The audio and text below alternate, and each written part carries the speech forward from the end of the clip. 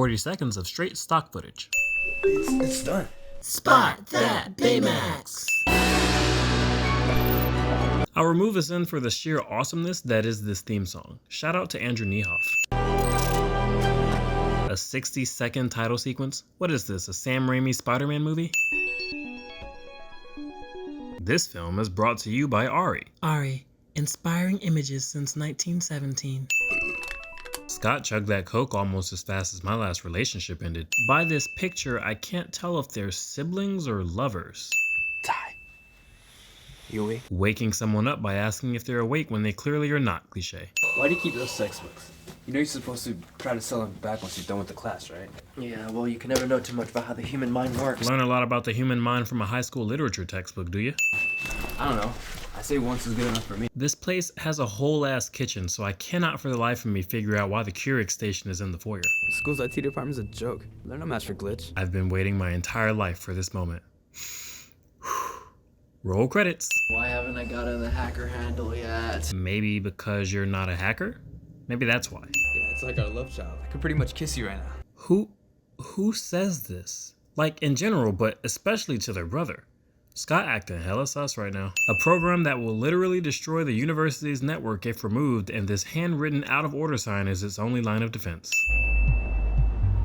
Spot that Baymax.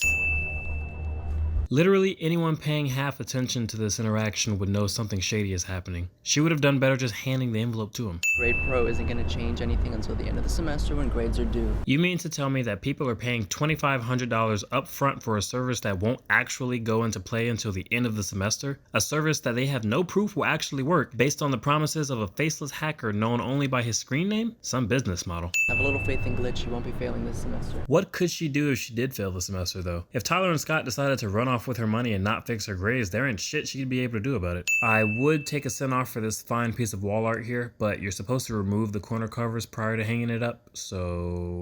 We're not going online with GP, got it?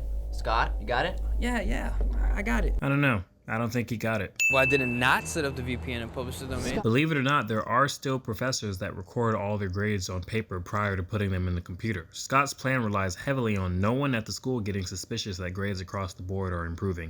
There's no plot to use GP to take over the world. Boy, that is some heavy-handed foreshadowing. Hacking is a federal offense. If we're caught, we could be looking at jail time and a shitload of new enemies. This coming from the guy who thought that the worst that would happen would be expulsion? Why are you so worried about the illegality of using GP now? Because no one was supposed to know about it. Hacking was always a federal offense. Sure, Scott blasting GP to the entire school might increase the chances of them getting caught, but that doesn't make GP any less illegal than it already was. You got nothing to worry about. They have everything to worry about. Failing students and the decay of the university's network is the least of our worries. Tyler doesn't question this super ominous statement right now because plot. What was up with the lens flare over the guy's face? That ain't no f***ing lens flare. Oh, come on. My skills don't know the meaning of slow. You should know that by now. Scott gloats about his skills even though this entire situation is his fault. So we get in there, get the drive, get out. Just a little casual B&E, no big deal. Spot that Baymax. This must be the right place. I get that this is to establish the presence of the baseball bat for when it comes into play later, but the presence of a baseball bat does not mean a baseball player lives there. We find him with something as simple as a tattoo. A tattoo unique enough to stand out. Unique enough to stand out? It's a fucking star. That's probably the least unique tattoo he could have gotten, second only to the Deathly Hallows symbol. I knew you wouldn't be able to resist getting it back yourselves. If Mason wanted to discover the identities of GP's creators, he could have just staked out the engineering lab since he already knew where GP was located. Surely that would have been easier than this elaborate trap that assumes they have the ability to track him down by his tattoo. The purpose of me misappropriating? I don't think that's the correct usage of misappropriating, but I digress. If you can catch a bat, you can catch a ball. Wait, no, that's not right. Did you find anything on his laptop? Yeah, a whole lot of nothing. Apple products break if you look at them too hard, but I'm expected to believe that MacBook still works after a run-in with the titanium Negro. Blow me. Yeah, maybe later. My god, make out already. Yeah, we're gonna need a team. No one will be seated for the team assembly montage. A team? That sounds a bit drastic. I'm with Scott on this one. As far as Tyler knows at this point, Mason is just some random guy that stole GP. How has he skipped every other solution that doesn't involve going all Mission Impossible on him? Why are we watching this? Having enough information on these people to know they'll be good fits for the team is one thing, but how the hell does he know exactly when to show up to see them in action? Thanks so much, though, for everything. Congratulations, you played yourself. Did you see that? Who's that? That's Jeremy from Calculus. Jeremy from Calculus. Kimberly Ex Machina.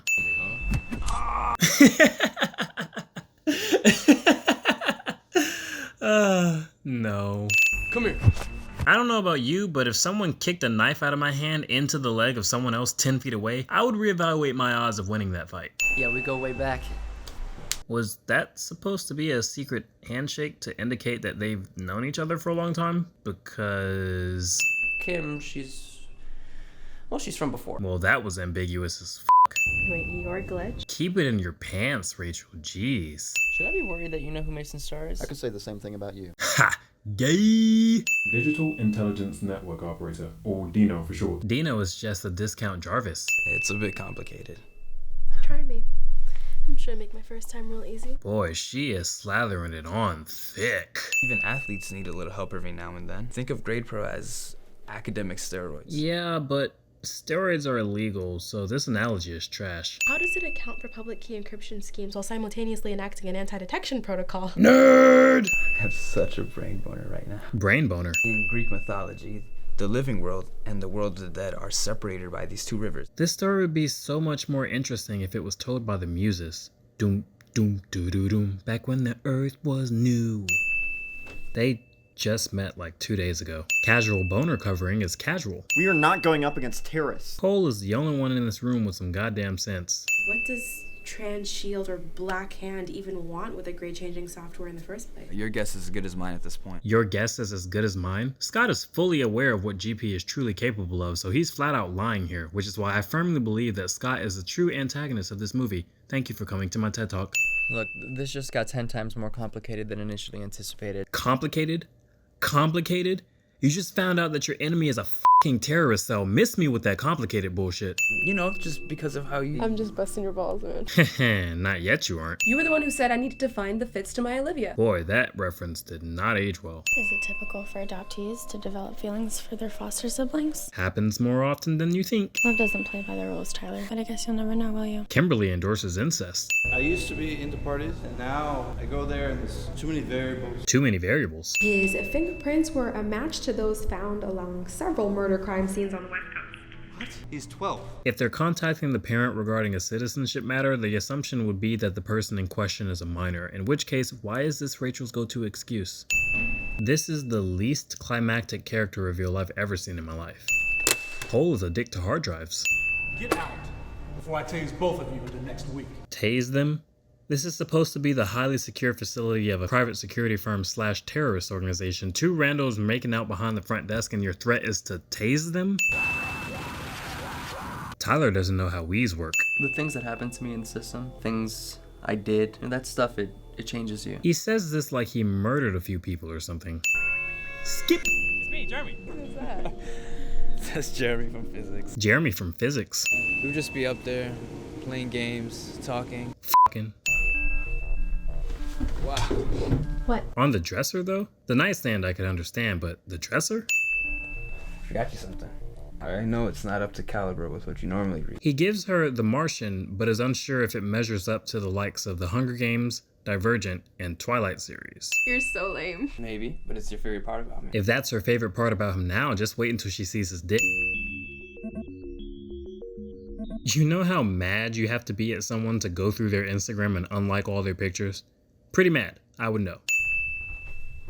Scott leaves his hoodie with Rachel only to come home and immediately put on another hoodie. That's a little on the nose.